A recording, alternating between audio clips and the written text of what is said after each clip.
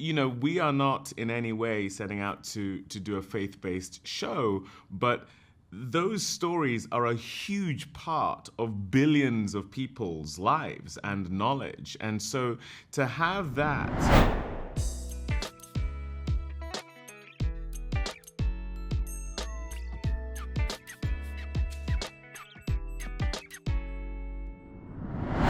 So, hi, I'm Jonathan Bloomberg, writing for movies in Sweden.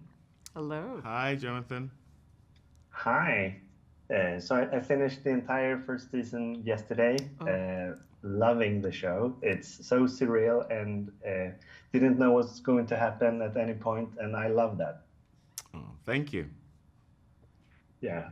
So I know you, David. You were a part of the short film a few years ago, like 2019. This is like a project that you've been around for a long time. What is the same now with this like 10 episode story arc that you fell in love with when you first became a part of it back then?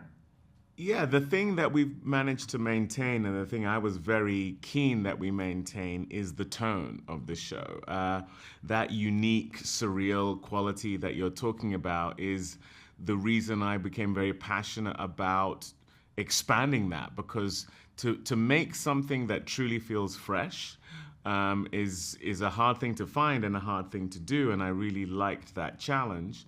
The other thing that we had in the short that I really, and myself and Paul Hunter and Aisha Carr, who was a co-creator on the show, what we felt very keen to maintain was the Chambers family being central to the show, and hopefully the idea that you, the audience, will be rooting for them, but also would be able to relate to them, even though they are very unique and quirky in their own ways. But I think most families have that element, if we're totally honest. And so between the tone and the family, those were the two aspects that we were very keen to maintain between the short film and now the TV series. Yeah, and for you, Simone, what was it that kind of drew you to your part in specific? I was blown away by the script. I mean, the auspices of working with David was obviously a huge possibility.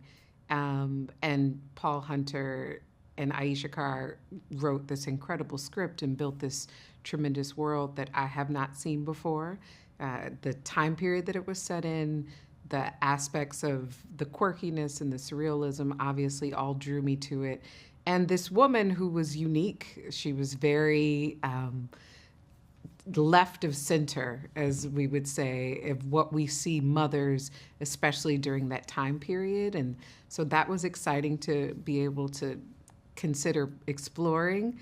But once I saw the short film, which was after I got the job, I was blown away by what they had created. I couldn't believe that I was going to be able to be a part of this world because it was so different and unique. And I think we as artists always want to be a part of something that tells a story in a fresh way.